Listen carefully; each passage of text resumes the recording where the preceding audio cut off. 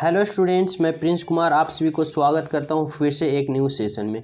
आज का session GD constable के लिए most important and selected question जो कि जीके का सेशन होने वाला है। सभी प्रश्न आप सभी के लिए इम्पोर्टेंट एंड सेलेक्टेड लिया गया है, तो हर एक प्रश्न को आप लोग 100% क्लास में फोकस करना और बारीकता से अध्ययन करना। तो चलिए सीधे प्रश्न की ओर चलते हैं। देखिए, पहला प्रश्न पूछ रहा है, धन विधेयक को कौन पास करता है? धन विधेयक को पास कौन करता है? प्रधानमंत्री, राष्ट्रपति, वित्त मंत्री या राज्यसभा? तो धन विधेयक को पास कौन करता है? तो राइट आंसर क्या होगा? राइट आंसर होगा राष्ट्रपति। कौन करता है? तो राष्ट्रपति। धन विधेयक को पास राष्ट्रपति के द्वारा किया जाता है। यहाँ से एक प्रश्न और बनता है राष्ट्रपति से कि राष्ट्रपति पर महाभियोग चलाया जाता है और उसका पद से उसे हटाया जाता है, किसके अनुसार? तो महाभियोग, एक मिनट, किसके द्वारा? तो महाभियोग लगाकर। और यही महाभियोग कितने अनुच्छेद में वर्णित है? इंपोर्टेंट प्रश्न होने वाला। तो अनुच्छेद 61 के तहत राष्ट्रपति पर महाभियोग लगाकर उसका पद से हटाया जा सकता है। तो यह कितने अनुच्छेद में वर्णित है? तो 61 अनुच्छेद में वर्णित है। तो इस प्रश्न का राइट आंसर क्या होगा? धन विधेयक को कौन पास करता है? तो राष्ट्रपति के द्वारा किया जाता है। समझ गए?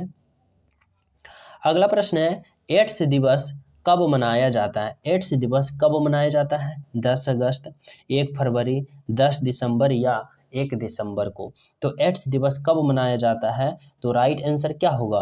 राइट आंसर होगा ऑप्शन नंबर 1 दिसंबर को। एड्स दिवस 1 दिसंबर को मनाया जाता है। Option number D. अगर पूछ दे कि एड्स बीमारी जो होता है किससे फैलता है, तो यह किससे फैलता है? तो यह विषाणु से फैलता है। किससे फैलता है? तो विषाणु से एड्स बीमारी फैलता है। समझ गए? अगला प्रश्न है, सविनय अवज्ञा आंदोलन कब किया गया था? तो सविनय अवज्ञा आंदोलन की बात करें तो यह 1930 ईस्वी में महात्मा गांधी जी के द्वारा किया गया था। किसके द्वारा? महात्मा गांधी जी के द्वारा सविनय अवज्ञा आंदोलन 1930 में किया गया था। यहाँ हम इम्पोर्टेंट ऑप्शन है, यहाँ भी देख लेते हैं। 1919 की बात करें तो जलियांवाला बाग हत्याकांड हुआ था। 1920 की बात करें तो असहयोग आंदोलन शुरू किया गया था, जो कि महात्मा गांधी के द्वारा शुरू किया गया था। और 1922 की बात करें तो चौरी चौरा कांड हुआ था। कौन सा? चौरी चौरा कांड हुआ था। तो सभी डेट इंपॉर्टेंट है। 1930 में महात्मा गांधी ने सवयग आंदोलन शुरू किया था। 1919 में जलियांवाला बाग हत्याकांड हुआ था और 1920 में असहयोग आंदोलन हुआ था और 1922 में चौरी चौरा घटना हुआ था। समझ गए? अगला प्रश्न, चलो प्रश्न है, जंतर मंतर किसने बनवाया था? जंतर मंतर किसने बनवाया था? तो जंतर मंतर की बात करें तो ये महाराजा जय सिंह ने बनवाया था। जंतर मंतर महाराजा जय सिंह ने बनवाया था। और कब बनवाया था? तो यह 1724 ईस्वी में। 1724 ईस्वी में जंतर मंतर का निर्माण महाराजा जय सिंह के द्वारा करवाया गया था। ऑप्शन नंबर क्या होगा? बी। अगला प्रश्न है, निम्नलिखित में से किस राज्य में सरकारी कामकाज की भाषा अंग्रेजी है? निम्नलिखित में से किस राज्य में सरकारी कामकाज की भाषा अंग्रेजी है? केरल, असम, नागालैंड या उड़ीसा में? तो राइट आंसर होगा किस राज्य में? तो नागालैंड के सरकारी कामकाज की भाषा कैसी है? तो अंग्रेजी। अगला प्रश्न है, पृथ्वी पर सबसे पहले गोलाई में चक्कर किसने लगाया था? Columbus, Vasco D gamma, Ferdinand Magellan या नील आर्मस्ट्रांग?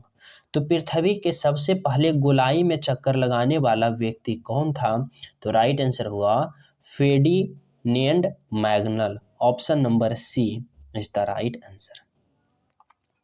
अगला प्रश्न क्या है, निम्नलिखित में से लंदन में कौन सा पैलेस स्थित है? जो बताना है, लंदन में कौन सा स्थित है?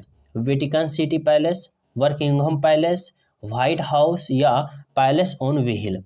तो लंदन में कौन सा पैलेस स्थित है? तो राइट आंसर क्या होगा?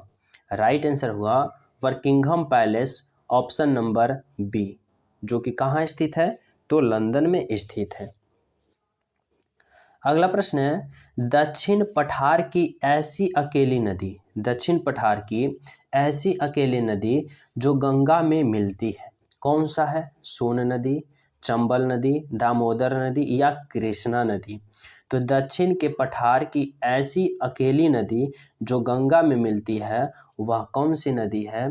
तो वह होगी सोन नदी। कौन सी नदी है? तो सोन नदी। Option number A. अगला प्रश्न है, भारत की सर्वश्रेष्ठ एवं प्राचीनतम कलाकृतियां कौन सी हैं? भारत की सबसे श्रेष्ठ एवं प्राचीनतम कलाकृतियां कौन सी है? अजंता, एलोरा, कांचीपुरम या कोणार्क। तो भारत की सबसे श्रेष्ठ एवं प्राचीनतम कलाकृतियां की बात करें तो राइट आंसर होगा अजंता की कलाकृतियां। अजंता की कलाकृतियां भारत की सबसे श्रेष्ठ एवं प्राचीनतम कलाकृतियां मानी जाती हैं।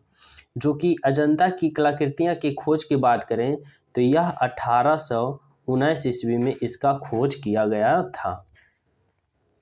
अगला प्रश्न है, बांदीपुर राष्ट्रीय उद्यान किस राज्य में स्थित है? बांदीपुर राष्ट्रीय उद्यान की बात करें यह किस राज्य में स्थित है? आंध्र प्रदेश, कर्नाटक, मध्य प्रदेश या राजस्थान में। तो बांदीपुर राष्ट्रीय उद्यान कर्नाटक राज्य में स्थित है। किस राज्य में? कर्नाटक राज्य। Option number B. समझ गए।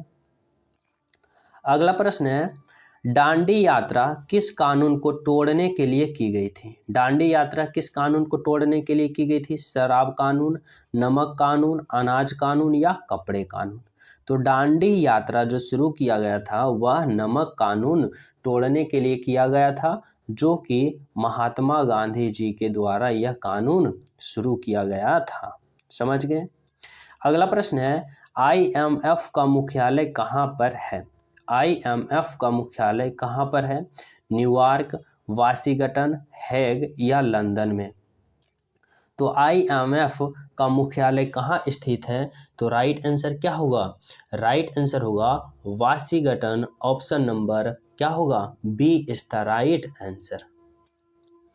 अगला प्रश्न है, तेलुगु गंगा परियोजना से किस शहर को पानी वितरित किया जाता है? तेलुगु गंगा परियोजना से किस शहर को पानी वितरित किया जाता है? बेंगलोर, कोयम्बटूर, हैदराबाद या चेन्नई। तो राइट आंसर होगा चेन्नई को। किस राज्य को, किस शहर को पानी वितरित किया जाता है? तो चेन्नई को। ऑप्शन नंबर क्या होगा? D is the right answer. अगला प्रश्न है, उगते हुए सूरज का देश कहलाता है? उगते हुए सूरज का देश कौन कहलाता है? भारत, जापान, थाईलैंड या कंबोडिया। तो राइट आंसर होगा जापान। उगते हुए सूरज का देश जापान कहलाता है। Option number B. नेक्स्ट प्रश्न है, चंद्रमा पर पहला कदम किसने रखा था? फ्रेडिनांड, नील आर्मस्ट्रॉन्ग, यूरी गागरिन या राकेश शर्मा। तो चंद्रमा पर पहला कदम किसने रखा था? तो राइट आंसर होगा नील आर्मस्ट्रॉन्ग। नील आर्मस्ट्रॉन्ग ने चंद्रमा पर पहला कदम रखा था। Option number B. अगला प्रश्न है, प्रथम पंचवर्षीय योजना कब शुरू की गई? प्रथम पंचवर्षीय योजना कब शुरू की गई? 1952, 1947, 1951 या 1950। तो प्रथम पंचवर्षीय योजना की बात कर रहे हैं तो कब शुरू किया गया था? तो राइट आंसर होगा 1951 ईस्वी को प्रथम पंचवर्षीय योजना शुरू किया गया था, जो कि पंडित जवाहरलाल नेहरू के द्वारा किया गया था। उस समय ये प्रधानमंत्री पद पर थे। समझ गए। अगला प्रश्न है, श्रृंगार एवं दाढ़ी बनाने के लिए कौन से दर्पण का प्रयोग किया जाता है? श्रृंगार एवं दाढ़ी बनाने के लिए कौन सा दर्पण का हम प्रयोग करते हैं? तो राइट आंसर होगा अवतल दर्पण का प्रयोग किया जाता है। क्या? अवतल दर्पण इज द राइट आंसर। अगला प्रश्न है, निर्वात में एक सिक्का एवं एक पंख गिराए जाए तो कौन पहले पहुंचेगा? निर्वात में जब एक सिक्का और एक पंख गिराया जाए तो पहले कौन पहुंचेगा?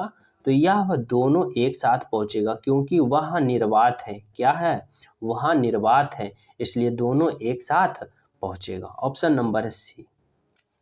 अगला प्रश्न है, टेलीफोन लाइन में प्रवाहित ऊर्जा है। टेलीफोन लाइन में प्रवाहित ऊर्जा क्या है? ध्वनि ऊर्जा, रेडियो ऊर्जा, यांत्रिक ऊर्जा या वैद्युत ऊर्जा। तो टेलीफोन लाइन में कौन सी ऊर्जा प्रवाहित होती है? तो राइट आंसर होगा वैद्युत ऊर्जा। Option number D.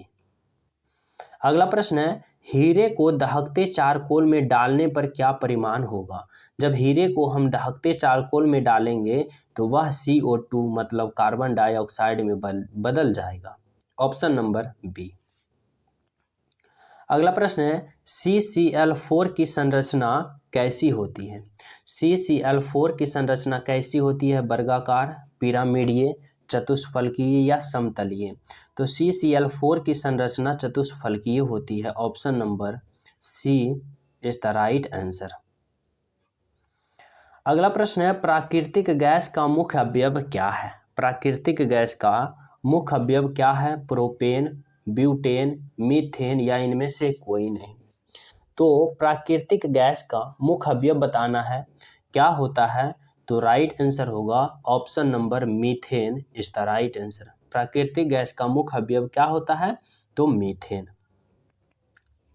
नेक्स्ट प्रश्न है सरल आवर्त गति में किसका मान स्थिर नहीं रहता है? सरल आवर्त गति में किसका मान स्थिर नहीं रहता है? आयाम, आवर्तकाल, वेग या आवृत्ति? तो सरल आवर्त गति में किसका मान स्थिर नहीं रहता है? तो राइट आंसर होगा वेग। वेग का मान स्थिर नहीं होता है। Option number C. अगला प्रश्न है प्रथम रंग है। प्रथम रंग कौन सा है? तो प्रथम रंग हम किसे कहते हैं? लाल, नीला एवं हरा को। लाल, नीला एवं हरा को क्या कहते हैं? हम प्राथमिक रंग कहते हैं। Option number A is the right answer, प्राथमिक रंग।